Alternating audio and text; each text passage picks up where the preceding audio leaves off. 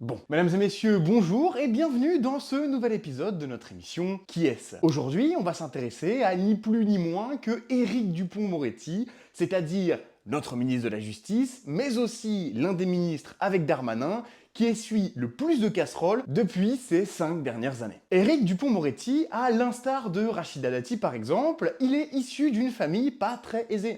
Son père, il est ouvrier, sa mère est femme de ménage, donc d'office, il n'était pas spécialement prédestiné à devenir ministre de la Justice en 2020. Éric Dupond-Moretti, avant d'avoir les responsabilités qu'il a maintenant, il est passé par des emplois que l'on pourrait considérer comme très précaires. Il a été fossoyeur, ouvrier à la chaîne, ou même, un peu comme moi, il y a quelques années, assistant d'éducation. Éric Dupond-Moretti, vu qu'il n'est pas né avec une cuillère d'argent dans la bouche, et ses petits boulots, ça lui permet de payer ses études de droit. Vocation pour le droit, qui serait notamment entachée d'une volonté profonde de se battre contre la peine de mort. Et quand on sait les actualités récentes et la volonté de certains Français de réinstaurer la peine de mort, on peut comprendre pourquoi est-ce que ça lui faisait peur. Bon, il va obtenir son diplôme en 1984 à l'université de Lille 2. Et ce, en devenant le lauréat du concours d'éloquence des avocats du barreau de Lille. Donc d'ores et déjà, quand Éric Dupond-Moretti sort de son cursus scolaire, c'est déjà un peu une tech. Bon, comme n'importe quel élève qui sort d'une école ou d'une université, on a souvent envie de faire de l'argent assez vite. Et c'est aussi le cas d'Éric Dupond-Moretti, qui avait pour volonté d'intégrer directement des cabinets d'avocats très prestigieux. Malgré ça, ça va pas tout de suite fonctionner, et il va donc commencer sa carrière d'avocat par la petite porte, en passant d'abord par les prud'hommes, et ensuite par les commissions d'office. À la suite de ça, c'est là où on va commencer à connaître Éric Dupond-Moretti comme on le connaît aujourd'hui, c'est-à-dire comme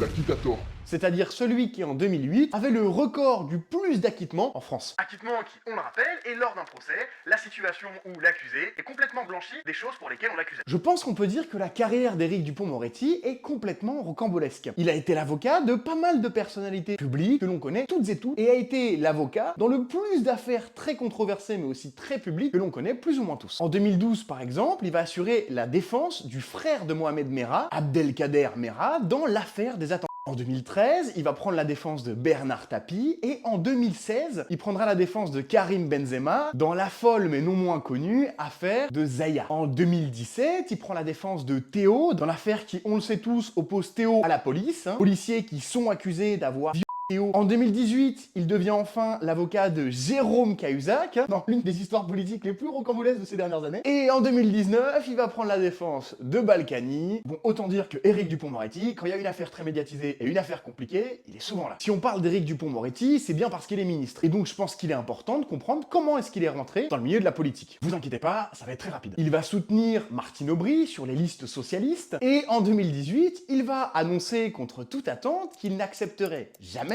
le poste de ministre de la Justice parce qu'il n'était pas qualifié et parce qu'il ne le souhaitait pas. En 2019, il a déjà un rapport de proximité avec l'État parce qu'il va être engagé par l'État pour défendre les policiers dans l'affaire opposant les policiers à Mélenchon. La République, c'est moi! En 2020, enfin, il va complètement contredire les positions qu'il avait prises 2 années auparavant, et il va être nommé ministre des Sceaux, c'est-à-dire ministre de la Justice, dans le gouvernement de Jean Castex, avant d'être reconduit dans le gouvernement de Gabriel Attal. Bon, quelques particularités rapides sur Éric Dupond-Moretti: il est pro-chasse, pro-corrida, ouvertement anti-Rassemblement National et se voulant antiraciste. J'insiste sur le se voulant parce que dans le fond, j'en sais rien. Et il est plutôt peu adepte de la transparence vis-à-vis de son patrimoine. Il voulait pas du tout qu'on sache son patrimoine, ou en tout cas que son patrimoine soit rendu public, chose qui a été cependant le cas comme pour tous les ministres, et on s'est rendu compte que lorsqu'il était avocat, il touchait 70 000 € par mois, et que son patrimoine s'élevait à 2,3 millions d'euros. On en pense qu'on en veut, vous avez les infos. Maintenant, je pense qu'il est important qu'on s'intéresse au scandale, parce qu'il y a une liste longue comme mon bras, et Dieu sait que j'ai pas un petit bras. Les scandales, ils commencent en 2013. Selon Mediapart, Éric Dupond-Moretti aurait reçu cette année-là un versement de 100 000 € issu d'une société offshore qu'il aurait instantanément dépensé dans l'achat d'une voiture, comme pour potentiellement cacher le fait d'avoir reçu cette somme. On utilise le conditionnel, c'est très important. On le sait tous, Éric Dupond-Moretti, c'est également beaucoup de scandales quant au sexisme et aux potentielles agressions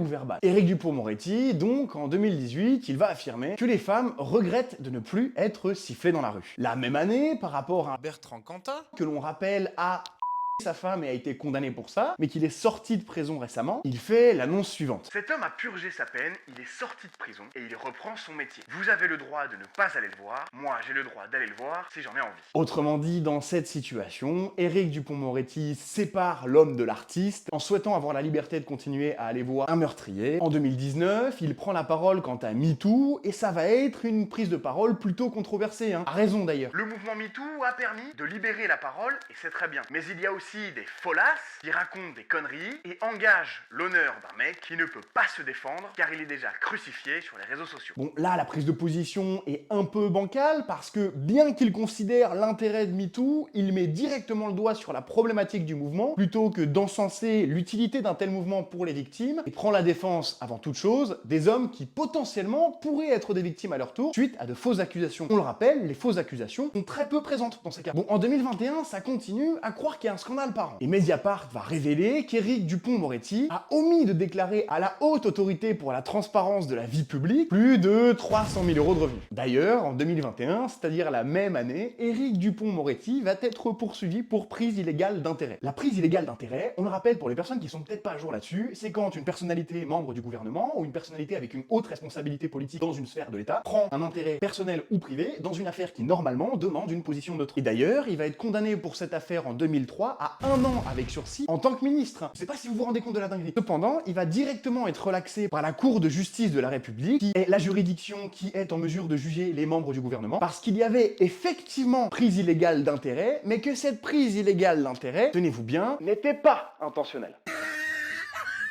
Bon, en 2023, Éric Dupond-Moretti, il continue avec ses propos sexistes et il va prendre la parole face à des journalistes en disant « Je constate que parmi les journalistes femmes qui m'ont interrogé, personne n'était devant moi les seins nus, il ne faisait pas assez chaud. » Très très louche là, Éric. En 2023, Marie-Laure Piazza va être déboutée en justice pour manquement déontologique. Cependant, elle va mettre le doigt sur une potentielle revanche sur la vie de Éric Dupond-Moretti, qui voudrait se venger auprès d'elle suite à une affaire qui les avait opposés et où il lui aurait fait dans les couloirs Des clins d'œil appuyés et des mouvements sur la lèvre tout en se touchant la braguette. Je sais pas si tu te rends compte, c'est pas très propre. Donc Éric Dupond-Moretti va effectivement être condamné pour ça, Il va écoper d'un rappel à la loi. Enfin, en 2024, c'est-à-dire cette année, son ancien collègue, son ancien associé, l'avocat Antoine Veil, avec qui ils avaient un cabinet, est soupçonné de harcèlement moral et sexuel, et Éric Dupond-Moretti est suspecté d'avoir été au courant sans ne jamais rien dire. Bon, j'espère que cette vidéo vous a plu. Effectivement, on avait beaucoup plus de scandales que de faits sur sa vie privée et personnelle, et je pense que c'était important de pointer du doigt tout ça pour qu'on comprenne bien qui est Éric Dupond-Moretti dans son ministère. Si on s'intéresse effectivement à son rôle en tant que ministre de la Justice, on peut éventuellement considérer qu'il est à sa place en tant que ministre de la Justice, dans le sens où il vient effectivement d'un milieu juridique. Il a étudié le droit. En revanche, si on s'intéresse à sa légitimité face aux affaires sexistes et